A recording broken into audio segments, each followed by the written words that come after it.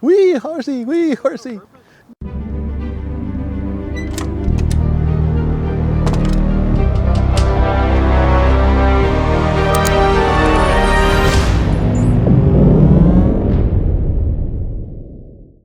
By now, you've probably heard of Temu, the discount online retailer.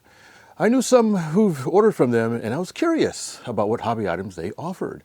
And one of the things that caught my eye was this ready-to-fly Ki-84 Frank, a late-war Japanese World War II Navy plane that was arguably better than the famed Zero fighter, and not something often modeled. So I jumped at the opportunity to take a closer look at this model. Bilingual manual seems to have a lot of info packed in a few pages, but they were generally pretty clear. Large cell foam parts are pre-painted and of decent quality with pre-installed servos. Though I had some very slight damage in shipping. I noticed the wing didn't seem to have any type of spar.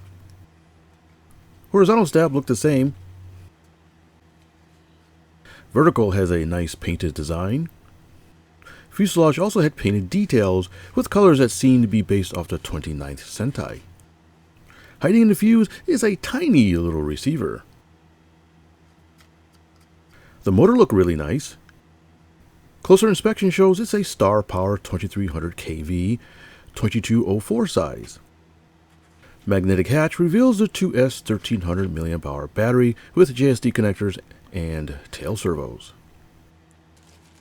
You get not one, but two 3-bladed props, plug-in landing gear, charge cord, I think, screws, screwdrivers, and drop tanks. Hiding underneath the package is a radio transmitter. It's a nice little unit with rate and mode switches, and also digital trims. Interesting, it has special buttons. You will have to supply your own AA batteries, however. The gimbals felt pretty smooth. The gimbal stalks are adjustable, so I lengthened them for a better feel.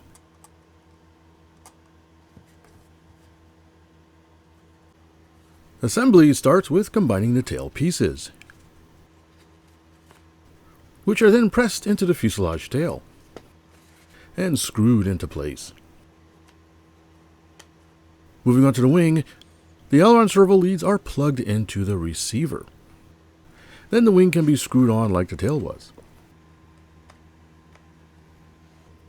Landing gears are pressed into plastic wing slots.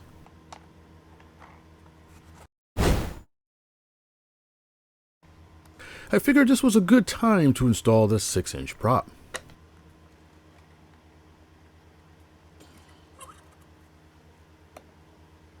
And plug in the drop tanks. I'm not sure if I misplaced the aileron control rods or if they were missing from the kit.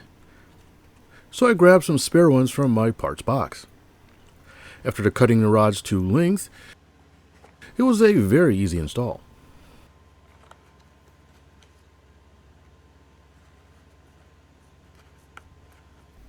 Tail controls use plastic clevises.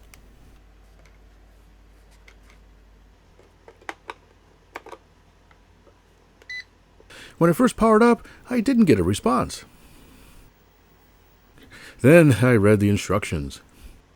Initialization requires you to go from idle to full power and back. I was curious about the mode switches and determined there are 3 modes on a switch. A normal, non-stabilized mode, a gyro stabilized mode, and self-leveling mode.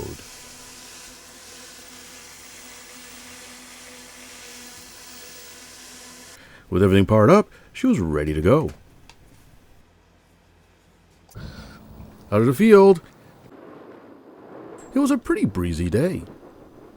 There we go. Right, left, up, down, right, left.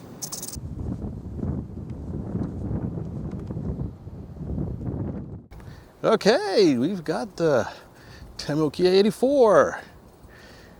Controls That looks like a lot of aileron throw. Is it high?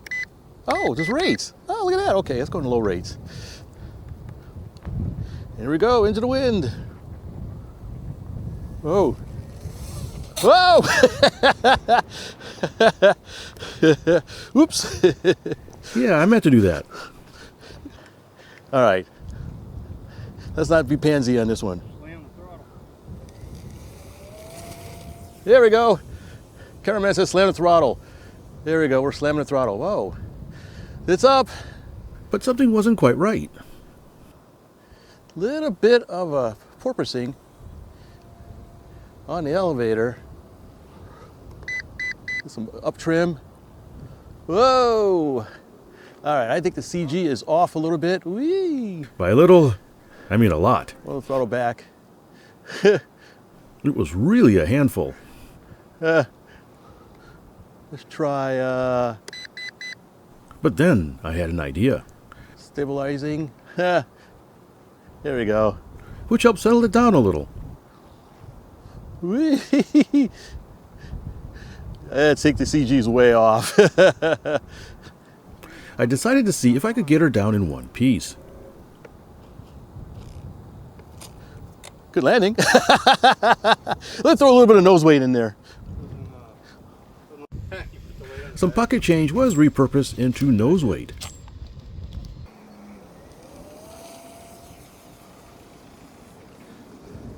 Oh yeah, that seems to be a little better. Better, but still not quite enough. Yeah. A little bit of up trim. It's better. Yeah, it's still just a touch tail heavy, but at least it's controllable this time. It's not divergent. Flies good. Yeah, I think once the CG settles, this will be a really nice flying model. There we go. Kind of hands off there. Do a loop. A little bit of bow in the wings. Try a roll. Oh wow. So that is a low rate. I'm gonna go to high rate. Whoa! Really got a kick in the elevator. Let's try a roll again. That's better. It needs a little more weight. I might have to move some weight into the actual cowl.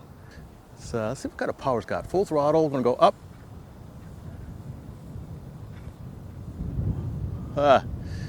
Didn't like that. It's interesting. What's a rudder do? It's a bit of a spin. There we go. Sorry to get a little far, let me bring it back. I'm gonna try those different modes. This is some sort of gyro mode. Well, it really settled it down now, the gyro mode. It is, whoa, getting real breezy. I'll go to high rates. There we go. It's usually calm this time of year. We're getting a big breeze.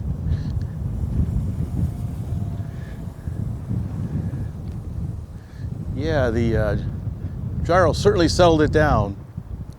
Is it still aerobatic? Some power air? Yeah, it is. I think that's on high rates. Definitely settled it down. So let's try stabilization mode, I think. There we go. Yeah, there's full deflection on the ailerons. Then this happened.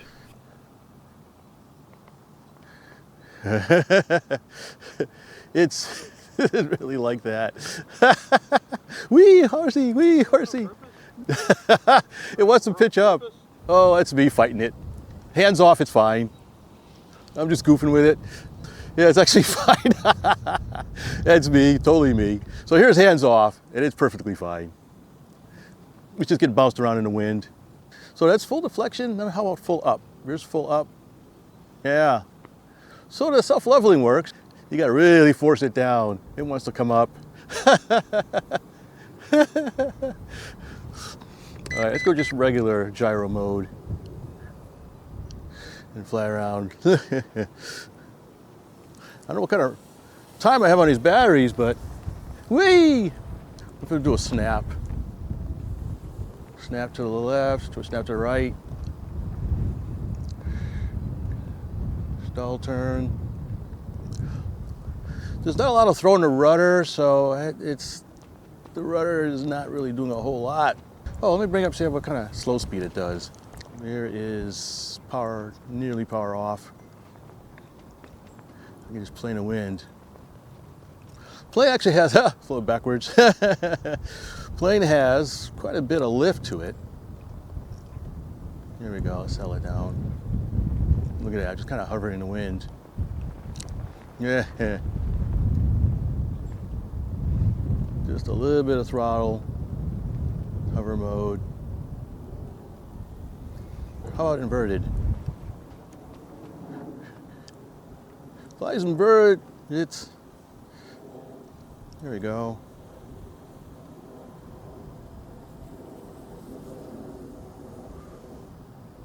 Really breezy, do a breezy touch and go here. Bounce and go. Cameraman's warning me about how long does the battery last. I have no idea, so let's bring her in.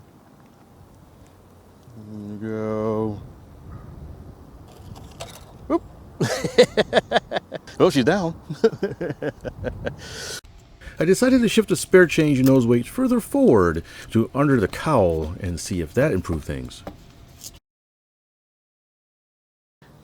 All right, see what it does with some nose weight.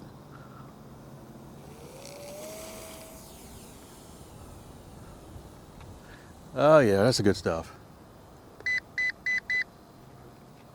Definite improvement. Yeah, that's it. That was the ticket. Much better. No more porpoising at full throttle. This is full throttle.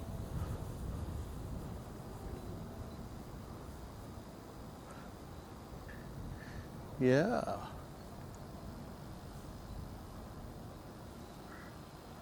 Very nice. Okay, that was the ticket.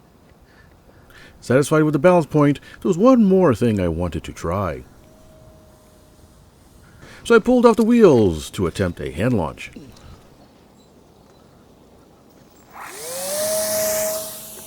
Which went pretty well. Haha. Didn't change the speed a lot. There we go. Kick the rudder over. Ugh.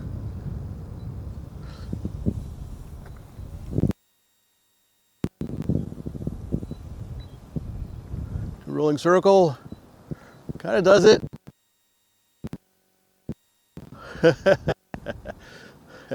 Try another loop. And we'll bring her in. In the grass this time. Okay, so the first thing is, well, the CG is indeed noted in the manual. It was completely my fault for not double checking it before flight. And I also noticed that there's a neat little pocket inside the cowl for some nose weight, which in my case needs to be about 3/4 of an ounce. I'll admit I'm a bit surprised some nose weight wasn't built into the model, but it is easy to add. I also wish there was some sort of spar in the wing. The model is light, so I don't think it's an issue, but I could see a bit of flexing in the wings when pulling heavy G's. Lastly, there's no decals. What's up with that? I want my Hindermaroos.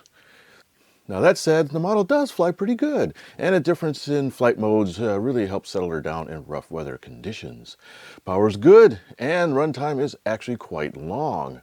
So kudos for Temu for making a Japanese warbird that is not a zero. Hi, thanks for watching. Please take a look at the video description below for special HobbyView sales and discounts. Your purchases help support this channel. Happy modeling! Cameraman says slam the throttle.